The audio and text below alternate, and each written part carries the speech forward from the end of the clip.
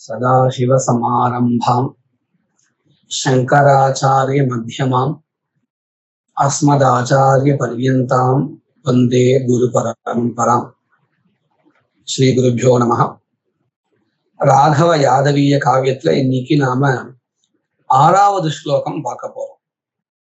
கடைசியா பார்த்த 2 ஸ்லோகங்கள்லையுமே ராமனை பத்தியும் கிருஷ்ணரை பத்தியும் அத போல அயோத்தியா பத்தியும் துவாரக இந்த மாதிரியான நகர விவரணங்கள்லாம் கொடுத்திருந்தா. இப்போ நாம பார்க்க போற ஸ்லோகத்துல சீதா ராமனுடைய அந்த விவாகத்தை நேரடியா விவாகம்னு சொல்லாத சீதை ராமனை அடைந்தாள் அப்படின்னு சொல்ல போறார். அத போலவே ருக்மிணி கிருஷ்ணனுடைய அந்த ஒரு சேர்க்கை, விவாகான்னு சொல்லாத 2 பேரும் இப்படி இருந்தா அப்படின்னு இந்த 6வது ஸ்லோகத்துல சொல்ல போறா. இந்த ஸ்லோகத்தை படிக்க போறோம். மாரமம் சுகுமாராபம் ரசாஜாப நிருதாஸ்ரிதம் காவிராமதலாபா கோசமா வாமதரானதே இப்படின்னு ஸ்லோகம் இருக்கு. இந்த ஸ்லோகத்தினுடைய பதச்சேதா மாரமம் சுகுமாராபம் ரசாஜா ஆப நிருதாஸ்ரிதே காவிராமதலாபா கோசமா அவாமதரா நதே. நாம இதுலயே அன்வயகான்னு ஒண்ணு பாக்குறோம், யோஜனா அப்படின்னு சொல்லுவோம். இந்த ஸ்லோகத்தை எந்த மாதிரியான அமைப்புல சொன்னா ஒரு வாக்கியம் மாதிரி அழகா அர்த்தம் புரியும், அதைத்தான் நம்ம யோஜனான்னு சொல்றோம். அதை இப்ப சொல்ல போறோம். காவிராமதலாபா கோசமா நதே அவாமதரா ரசாஜா சுகுமாராபம் நிருதாஸ்ரிதம் மாரமம் ஆப இப்படின்னு யோஜனா அன்வயம். இப்போ இந்த பதங்களுக்கெல்லாம் என்ன அர்த்தம்னு பார்க்க போறோம். முதல்ல காவிராமதலாபா. இந்த ஸ்லோகத்துல இந்த யோஜனா எப்படி பண்ணிருக்கான்னு கேட்டா, முதல்ல சீதைய பத்தின விசேஷணங்கள்லாம் சேர்த்து சீதை இப்பேற்பட்டவள், இவள் என்ன பண்ண போறா அப்படின்னு கேட்டா, இப்பேற்பட்டதான விசேஷணங்களை பொருந்திய ராமனை அடைந்தாள் அப்படின்னு சொல்ல போறா. முதல் பதம் காவிராமதலாபா. இந்த ஒரு பதமா இருந்தாலும் அதுல ஒவ்வொரு எழுத்தையும் பிரிச்சு நாம அர்த்தம் சொல்லணும், அப்பதான் இது புரிய வரும். முதல்ல காவிராம தஹா, அது வரையில என்ன அர்த்தம்னு சொல்ல போறோம். முதல்ல கஸ்ய கஹா கம் அப்படின்னு பதம். கம்னா சுகம். கஸ்ய சுகஸ்ய, அதாவது அடுத்த பதத்தை சொல்லிட்டு இது வந்தா சரியா இருக்கும். அவிராமா. விராமகான்னு சொன்னா ஒரு இடைஞ்சல் அல்லது நடுவுல ஒரு கேப் அப்படின்னு சொல்றோம் இல்லையா, அதுதான் விராமகா. விச்சேதகான்னு சொல்லுவோம் சம்ஸ்கிருதத்தில், இதுதான் விராமகா. அவிராமகான்னு சொன்னா அவிச்சேதா. முன்னாடி நம்ம கம்னு ஒரு பதத்தை எடுத்துட்டோம், அந்த பதத்துக்கு சுகம்னு அர்த்தம். இந்த அவிராம அப்படிங்கிற பதத்துக்கு அவிச்சேதகா, இடை நில்லாத. அதாவது சுகத்துல சுகம் தரக்கூடியவதா அவளாக இந்த சீதா இருக்காள். ஆனா எப்பேற்பட்ட சுகத்தை அப்படின்னு கேட்டா, நடுவுல ஒரு விராமமே இல்லாத ஒரு சுகத்தை தரக்கூடியவளாக இந்த சீதை இருக்கிறாள். கஸ்ய, இந்த கம் அப்படிங்கிறதுக்கு கஸ்யன்னு வச்சுக்கணும். கஸ்ய சுகஸ்ய. அவிராம, இடைநில்லாத, தொடர்ந்து சுகமாகவே இருக்க சுகத்தையே கொடுப்பவளாக. ததாதீதி தஹா இல்லையா. இப்போ பதம் இப்படி இருக்கு, காவிராம த, எந்தவித இடைஞ்சலும் இல்லாத, அதாவது நடுவுல ஒரு விச்சேதம் இல்லாமல் சுகத்தை தரக்கூடியவள் எந்த விஷயத்துல? லாபஹா. லாபஹான்னு அபிலாபஹான்னு அர்த்தம். அதாவது இந்த சீதையானவள் எப்படி இருக்கான்னு சொன்னா, அவிச்சின்னமான ஆனந்தத்தை கொடுக்கக்கூடியதான ஒரு சொற்களை கொண்டவள். அவ்வளவு அழகா பேசுவாளாம் சீதை. சீதை பேசிட்டே இருந்தா ரொம்ப ஆனந்தமா அப்படி கேட்டுட்டே இருக்கலாம் அப்படின்னு தோணுமா. அப்பேற்பட்டவளாக இருந்தால் இந்த சீதை. அப்படி அந்த கம் பதத்துக்கு சுகம்னு அர்த்தம் பண்ணினோம். அவிராமகான்னு சொன்னா எந்த விதமான விச்சேதம் இல்லாமல் அப்படின்னு அர்த்தம் பண்ணோம். ததாதீதி தகான்னு அர்த்தம் பண்ணினோம். எதுல அப்படின்னு கேட்டா ஆலாபா. ஆலாபான்னா பேசுறதுன்னு அர்த்தம். அப்போ என்ன ஆச்சு? காவிராம தலாபா அப்படிங்கிறது சீதைக்கு விசேஷனம். அவிச்சின்னமான ஆனந்தத்தை ஏற்படுத்துகின்றதான ஒரு அழகான சொற்களை கொண்டவள், அப்படி பேசுபவள் அப்படின்னு அர்த்தம். இப்போ ஒரு விசேஷனமா இருக்கு சீதைக்கு. அடுத்தது கோசமா. கோத்ராகு பிருத்திவி பிருத்திவின்னு சொல்லுவோம். கோ அப்படின்னா அந்த இடத்துல பூமின்னு அர்த்தம். கோ சமா, பூமிக்கு ஒப்பானவள் இந்த சீதை. இந்த விஷயத்துல ஒப்பீடு பண்றதா இருந்தா ஒரு விஷயம் இருக்கணுமே. பொறுமையில் சீதையினுடைய பொறுமை பூமிக்கு தகுந்ததா இருக்கு, சமமா இருக்கு. பூமிக்கு இன்னொரு பேரு உண்டு, க்ஷமா. தரித்திரி எல்லாம் சொல்லிட்டு இருக்கோம் இல்லையா, அந்த க்ஷமா அப்படின்னா பொறுமையானவள்னு அர்த்தம். அந்த அளவுக்கு சமமான பொறுமையை கொண்டவள் இந்த சீதை. நம்ம இத பல காவியங்கள்ல பார்க்கலாம். முன்னாடி சொன்ன காவியங்கள்லயும் கூட எவ்வளவோ துன்புறுத்தினான் ராவணன், என்னவோ ரொம்ப வேண்டத்தகாத வார்த்தைகள், ரொம்ப சமப்படுத்தினா கூட பொறுமையாதான் இருந்துட்டே இருந்தான். அவனுக்கு இன்னும் புரியும்படியோ அல்லது கொஞ்சம் சிரமப்பட்டு புரியும்படியோ அவனை திருத்தணும்னு தான் முயற்சி பண்ணினான். நல்ல விஷயங்களை சொல்லி அவன் சொன்னதையே மறுபடியும் வாங்கி சொல்லி அவனை திருத்துதான் பார்த்தான். அதுல இருந்து நமக்கு என்ன தெரியுதுன்னு கேட்டா, சீதையினுடைய பொறுமை எந்த அளவுக்கு மிகவும் உயர்ந்ததா இருந்தது அப்படிங்கிறது தெரிகிறது. அந்த ஒரு அர்த்தத்தை கொடுக்கக்கூடியதான பதம் தான் இது. கோசமா, பூமிக்கு ஒப்பானவள் இந்த சீதை. நதே அவாமதரா. இந்த நதேன்னு பதத்துக்கு நாம விசேஷணமா கொண்டு போக முடியாது. இதுக்கு என்ன அர்த்தம்? பிரணத ஜனே, யாரெல்லாம் இந்த சீதையை வணங்கி இருக்கிறார்களோ அவர்களின் பொருட்டு அவாமதரா. வாம அப்படின்னு சொன்னா நேர்வழி இல்லாதன்னு அர்த்தம் இல்லையா? அப்போ அவாம அப்படின்னு சொன்ன என்ன அர்த்தம்? நேர்வழி இல்லாதது இல்லை, அதாவது நேர்வழியாக. வாமன்னா நேர்வழி இல்லாதன்னு அர்த்தம். குட்டிலமான கதின்னு அர்த்தம்.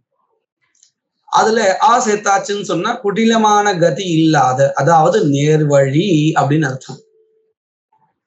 இந்த சீதையை யாரெல்லாம் வணங்குறாளோ அவர்களின் பொருட்டு இந்த சீதை நிறைய என்னென்ன கேட்கிறாளோ அத்தனையும் கொடுக்கிறாளாம். ஆக மொத்தம் என்ன தெரிகிறது? இந்த சீதையினுடைய இந்த அனுகிரகமானது மாறாததாக இருக்கு பிரணத ஜனங்கள் இடத்துல அப்படின்னு தெரிகிறது. நதே அவாமதரா ரசாஜா. ரசா விஸ்வம்பரான் இருக்கு. ரசான்னு சொன்னாலும் பூமி, அந்த பூமியிலிருந்து வந்தவள் இந்த சீதை, அதனால ரசாஜா. இப்படி சீதைக்குண்டான விசேஷணங்கள் எல்லாம் இந்த ஸ்லோகத்தை என்னென்ன சொல்லியிருக்கோம் அதெல்லாம் பார்த்துட்டோம். காவிராம தலாபா கோசமா நதே அவாமதரா ரசாஜா. இப்பேற்பட்ட இந்த சீதையானவள் ராமனை அடைந்தாள். எப்பேற்பட்ட ராமனை? சுகுமாராபம். ஆபகான ஒளின்னு அர்த்தம். மிகவும் மென்மையான ஒளி பொருந்தியவர். சுகுமார ஆபம். சுகுமாரனா ரொம்ப மிருதுவான அப்படின்னு அர்த்தம். எதுல? ஒளிக்கு இது விசேஷம். அந்த ஒளி கொண்டவர், ஒளியை கொண்டவர். சுகுமாராபம் நிருதாஸ்ரிதம். இப்போதான் விஷயத்தை கொண்டவர். இங்க வந்திருக்கக்கூடிய ராமன் சுவாமி நாராயணனுடைய அவதாரம் தானே, விஷ்ணுடைய அவதாரம் தானே. அத எப்படி சொல்றாருன்னு கேட்டா, நிருதா, நிருதாங்கிற பதம் என்னது அப்படின்னு கேட்டா, நிருன்னா மனிதன், அவனிடத்துல இருக்கக்கூடியதான அந்த தர்மஹா நிருதா. தமிழ்ல நாம சொல்றதா இருந்தா மனித தன்மை அப்படின்னு சொல்லுவோம். இதுதான் சமஸ்கிருதத்துல சாஸ்திரங்கள்ல ஜாதி அப்படின்னு சொல்லுவாங்க. ஜாதிங்கிறது இங்க எதை சொல்றதுன்னு நம்ம நல்லா புரிஞ்சுக்கணும். மனிதர்கள் இடத்துல இருக்கக்கூடியதான அந்த தர்மத்தை மனுஷத்துவம் அப்படின்னு சொல்றோம் இல்லையா, அதுதான் ஜாதி. சாஸ்திரங்கள்ல உபயோகப்படுத்துறது இந்த பதத்தை தான் உபயோகப்படுத்துறது இல்லையா. மாணவர்கள் இருக்கிறார்கள் அப்படின்னா அந்த மாணவர்கள் இடத்துல இருக்கக்கூடியதான அந்த தர்மத்துக்கு பேரு சாத்திரத்துவம், மாணவத்துவம். அத போல மனிதர்கள் இடத்துல இருக்கக்கூடியதான அந்த தர்மத்துக்கு மாணவத்துவம். இதுதான் தமிழன் தன்மைன்னு பதம் போட்டு நம்ம எழுதுறோம், மனித தன்மை அப்படின்னு. அத போல இங்க நிருன்னா மனிதன், அவன் இடத்துல இருக்கக்கூடியதான அந்த தர்மம் என்னது, நிருதா. அந்த தர்மத்தை ஆசிரிதம், அடைந்தவனாக இருக்கிறான். சுவாமி இப்போ மனிதனாக அடைந்திருக்கிறார் இல்லையா, மனித தன்மையை ஏற்றுக்கொண்டிருக்கிறார், அதை ஆசிரியத்துக் கொண்டிருக்கிறார். ஆசிரியித்துக் கொண்டிருக்கிறார்னு சொல்றதா இருந்தா நிருதாசிரிதா, ஆசிரியித்துக் கொண்டிருப்பவரை. தித்தியா பக்தி ஏகவச்சனம், நிருதாசிரிதம், மனித தன்மையை அடைந்தவரை. இவ்வளவு நாள் அவர் விஷ்ணுவா ஒரு தேவத்தன்மையோடு இருந்தார், இப்போ அவதாரம் பண்ணி வந்திருக்கிறதுனால நிருதாசிரிதம். இதெல்லாம் யாருக்கு விசேஷனம், ராமனுக்கு விசேஷனம். மா ரமம், இவர் யாரு, மா லக்ஷ்மி. அந்த லக்ஷ்மியினுடைய ரமஹா அப்படின்னா காந்தஹா, பிரியஹா, கணவன் அர்த்தம். மா ரமஹா தம், அப்பேற்பட்டதான மாரமம் ஆப அடைந்தாள். யாரு, சீதை அடைந்தாள். இப்படியாக சீதையானவள் ராமனை அடைந்தாள் அப்படின்னு இந்த ஸ்லோகத்தை சொல்லியிருக்கு. இதையே நாம பின்னிருந்து முன்னாடி சொன்னோம்னு சொன்னா, இந்த ருக்மிணியானவள் கிருஷ்ணரை அடைந்தாள்னு வரப்போறது எப்படின்னு நம்ம பார்க்க போறோம். முதல்ல அந்த ஸ்லோகத்தை, முன்னாடி படிச்ச ஸ்லோகத்தை பின்னிருந்து நம்ம முன்னாடி படிக்க போறோம். தேன ராதமவாமா சகோபாலாதமராவிகா தம் ஸ்ரிதா நிருபஜா சாரபம் ராமா குசுமம் ரமா. இது ஸ்லோகம். நம்ம பின்னாடி இருந்து இப்ப முன்னாடி படிச்சிருக்கோம். இதனுடைய பதச்சேதகா தேன ராதம் அவாமா ஆச கோபாலாத் அமராவிகா தம் ஸ்ரிதா நிருபஜா சாரபம் ராமா குசுமம் ரமா இப்படின்னு பதச்சேதா. இப்போ நாம இந்த யோஜனா அப்படிங்கிறத சொல்ல போறோம். ரமா நிருபஜா தம் ஸ்ரிதா அமராவிகா அவாமா ராமா தேன ராதம் சாரபம் குசுமம் கோபாலாத் ஆச. என்ன அர்த்தம்? முதல் பதம் ரமா, இது நமக்கு பளிச்சுன்னு தெரிகிறது. ரமான லக்ஷ்மி. ரமா ஆனா இப்போ என்னவா இருக்கா, ருக்மிணியா இருக்கா, லக்ஷ்மி ஸ்வரூபத்துல இல்லை. அதாவது அவதாரம் பண்ணி இருக்கா. இந்த ஜென்மாவில எப்படி இருக்கா, நிருபஜா, ஒரு ராஜாவிற்கு மகளாக இருக்கிறாள் இந்த ருக்மிணி. நிருபஜா, ஆனா அப்ப இருந்த போதும் கூட தம் ஸ்ரிதா, தம் ஸ்ரிதா, தம்னா ஸ்ரீகிருஷ்ணம், ஸ்ரீகிருஷ்ணரை, ஸ்ரிதா அடைந்தவளாக. நாம முன்னாடியே சொன்னோம், இந்த விவாகம் நடைபெற்றதுன்னு சொல்றதுக்கா இந்த ஸ்லோகம் வரல, ரெண்டு பேரும் சேர்ந்து இருக்காங்கிறதுக்காக வந்திருக்கு. விவாகம் முடிந்த ஒரு அம்சத்தை இங்க தெரிவிக்கிறார். தம் ஸ்ரீகிருஷ்ணம் ஸ்ரிதா அடைந்தவளாக அமராவிகா. அமரஹா அப்படின்னு சொன்னா தேவஹான்னு அர்த்தம். அமராஹ தேவாஹ, அமரா நிர்ஜரா தேவாஹ நம்ம அமரகோஷத்துல எடுத்தோடனே சொல்லிட்டு பண்ணி, அந்த அமராஹான்னு சொன்னா தேவாஹான்னு அர்த்தம். அவிகா, அவிகான்னா காப்பாற்றுபவள். அவரக்ஷணே தாத்துல இருந்து வந்திருக்கு அவிகா. அமராவிகா தேவர்களை காப்பாற்றுபவளான இந்த ருக்மிணி லக்ஷ்மி. அவாமா முன்னாடி நம்ம பார்த்தோம், வாமகதின்னு சொன்னா குட்டில கத்தின்னு அர்த்தம். குறுக்கு வழி இப்படிலாம் சொல்றோம் இல்லையா, நேரான வழி இல்லாததுன்னு அர்த்தம். ஆனா சேர்த்தாச்சுன்னா அவாமா நேர்வழி கொண்டவள், நேர்வழி கொண்டவள் அர்த்தம். அவாமா. ராமா ராமஹ அப்படின்னு சொன்னா புல்லிங்கத்துல அழகானவன் அப்படின்னு அர்த்தம். ராமா அப்படின்னு சொன்னா ஸ்ரீலிங்கத்துல அழகானவள் அப்படின்னு அர்த்தம். இப்போ இவர் யாரு இருக்கா? அழகான ஒரு வதுவா இருக்கா, ஸ்ரீகிருஷ்ணனுடைய ஒரு பிரேயசியா இருக்கா. தேன ராத்தம், தேன அவரால், எவரால்? நாரதரால். ராத்தம் ஆனீதம் கொண்டு வரப்பட்டதான, எது கொண்டு வரப்பட்டது? சாரபம். இந்த இடத்துல நாம தேனா அப்படின்னு சொல்லும் பொழுது ஒரு சின்ன கதை இதுல இருக்குன்னு சொல்லணும். நாரதர் தேவலோகத்துல இருந்து இந்த பவழமல்லின்னு சொல்லுவோம் அந்த பூவை கொண்டு வந்தார். அது சத்யபாமாவுக்கு கொடுக்கப்பட்டது. இதனால ஒரு பிரச்சனையானது ஏற்பட்டது. இப்படி எல்லாம் உண்டு, கதைகள் உண்டு. இதுல அந்த கதையை தான் சுருக்கமா சொல்லியிருக்கா.